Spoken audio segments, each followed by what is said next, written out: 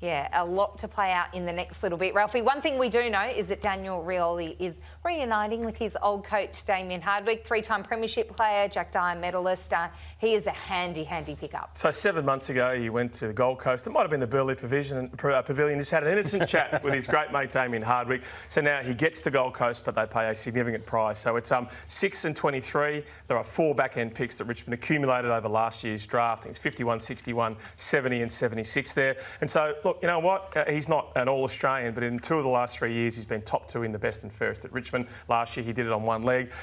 The trade went through against the backdrop of extraordinary turmoil for Richmond. So their new recruiting boss in Chris Toce has today passed away from cancer. So he fought a private battle that people throughout the industry were aware of. Now, he had come back after some chemotherapy, and the club had hoped that he might be able to take part in the draft period. But unfortunately, after some time in palliative care, he has passed away today. And so it has been such a challenging period for everyone at Richmond. The club, through Blair Hartley, their general manager, says, we were so excited to bring Chris to the club in March because of the fantastic person he was.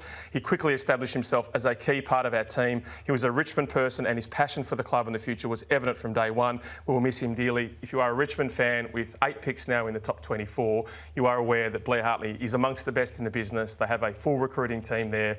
Be very much aware of the fact that this is a club that has really solid plans to make great decisions about those 8 picks, but a horrible day for all in the Richmond community. Yeah, Chris Toce was a recruiter at St Kilda. He's got a young family, so our hearts go out to him and his family. And you're right, Blair Hartley's been going through this process with a heavy heart, so I think the Richmond Football Club deserves some credit for what they've been able to do, and we're thinking of everybody involved. Absolutely heartbreaking news indeed. Shai Bolton, that deal has been done. That's been a while coming as well. Yeah, again, and so how does Richmond accumulate those 8 picks in 24? They push really hard, and so what Blair was able to do was, after asking for picks 10 and 11, he secured 10, 11 and 18 from Fremantle, but handed back 14 and a future third rounder. So Shai Bolton, you all know how good he is. You all understand the fact that you'd love him to be the best kick in the competition, because if he was, he'd be the best player in the comp. He's got some areas of his game that he needs to improve, but guys, you know how extraordinary his talent is. Yeah, well, look, in the end, so Richmond obviously wanted 10 and 11. Fremantle wanted to give up 10 and 18. They've basically split the difference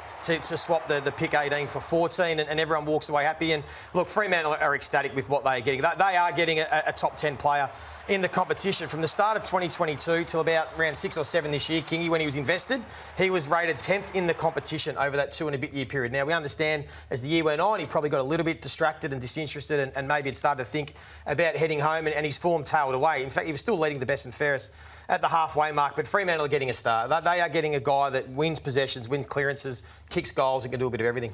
There's not many players in the comp that can win you games in a burst, and this guy can win you a game in 10 minutes. He can hit the scoreboard. He's that half-forward type that plays a little bit of midfield, but he's not a true midfielder as such. They're stacked in the midfield. He just goes in there and he'll be untagged. He'll roam around. They'll put time into Sarong and Brayshaw if needed, Young if needed, those sorts of players. And this guy will be that extra cog at all times. I love this acquisition. This changes him now, Joey, into a genuine premiership contender. A lot of talk about him being inconsistent and a type of player. You just saw the numbers there, 400 disposals and 40 goals in a season. In the last 5 years, only 3 players. 500 disposals and 30 goals in a season. Only 3 players as well. He's been on that list in 2022, 2023, the start of 2024. Was off the charts. So this guy is elite. So I think, and everyone talks about his inconsistency, Sarah. He's been top 5 in the best and fairest the last 5 years. That includes a premiership year, another year where they played finals, and then, of course, this year where they hardly won a game. So he is a consistent performer. He does have some issues. If he straightens up, particularly snapping. He's a poor snapper. We talk about a lot, Shai Bolton. If he can tighten that up, that good he's a 40, 50 goal kicker and wins a lot of footy. Kingy thinks it can make them a premiership contender. They were disappointing the way they finished the season this year, Fremantle. Do you think he is that ingredient that can get them that success? Yeah, their list is stacked now. They've got everything they need. They've got key forwards. They've got an elite defence. We know about the midfield. So no excuses now, really, for Fremantle. They absolutely have to be playing finals, and really, they should be aiming for a top 4 finals berth to give themselves a chance. They've given away top picks or first-round picks over the last couple of years. Jackson was a big acquisition that they paid a heavy price for, and this is a heavy price. Yep. Whichever way you look at it. You can't afford to be giving away this calibre of national draft selection and not contending. You really can't. You can set the club back for years. We've got Tasmania coming in, starting to impact the draft in 2 years' time. So you've got to get busy now. They have to win it with this list. They really do, Joe. This is the best chance that the Fremantle football have ever had to win a premiership with this group that they've got right now. So you've talked a lot about speed of ball movement at Fremantle. You've been critical of it. So he's in their centre square. He gets the ball out quickly, and you've got a reason when he's playing forward to get the ball quickly into him because chaos happens. Great things happen. Sometimes you miss your shots at goal, but this is a reason why you might be a little bit happier about the way that Fremantle plays next year. Oh, the question's been about the system because we're looking at what the best teams do. Now, Joey's the first to say that the uncontested mark game was a weapon for the team that won the flag and those that contended this season. So there's no right or wrong way to play. But in the end, you've got to not only get to the finals, you've got to get to top 4 with this list. So the criticism comes on the plan or the system. They shouldn't miss top 4 because of the list. Now, you can have poor luck with injury and those sorts of things, which they had late this year. Yeah. But if they get a fair run next year, this is a top 4 opportunity. So we look at Richmond and their incredibly strong draft hand. It then begs the question as to what Adem Yze is afforded time-wise with this list. How much time, how much patience does the Richmond Army need to have? Because they're going to be so unbelievably young. Yeah, this is going to be a really tough coaching role now, I think, for Adem Yze. It's more about creating the environment that you can grow in and you can really develop.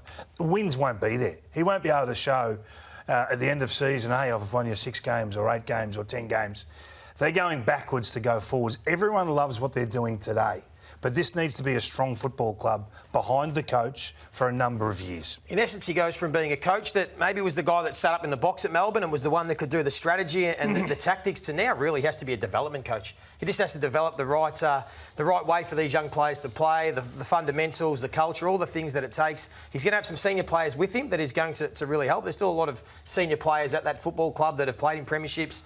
But I think it buys him a bit of time. I think it buys him a bit of time now. And you can see the hand he's got. So we said last Tuesday, the Yze 8, we called it. This is what we thought they would end up with. We just had the 11 and 14 swapped around the other way. But in the end, having 8 picks inside 25, Ralphie, it's now on the Richmond Football Club to make sure they nail and turn those numbers into household names that we're going to hear for the next 15 years. And that's the best thing about this draft. And we might even show you some of the expansion hands. So this is the best draft selection as we've seen from a non-expansion club in the last 20 years. And of course, it's in the best draft we've probably seen since 2001. So this is extraordinary here. So Richmond 1, 6, 10, 11, 18, 20, 23 and 24. Now, some people would say, would they try and go up and get the North Melbourne pick 2? I think they like where those picks are at. And what will happen is on draft night, clubs will be obsessed with, say, pick 20 or pick 23. They'll be very early in the second round. And Rich will be able to multiply those. And so they'll turn some of them into future picks. I'll turn some of them into even more picks in the back end there as well. So Adem Yze, I look at this as a Matthew Knight scenario. That he's never going to be able to succeed after Kevin Sheedy.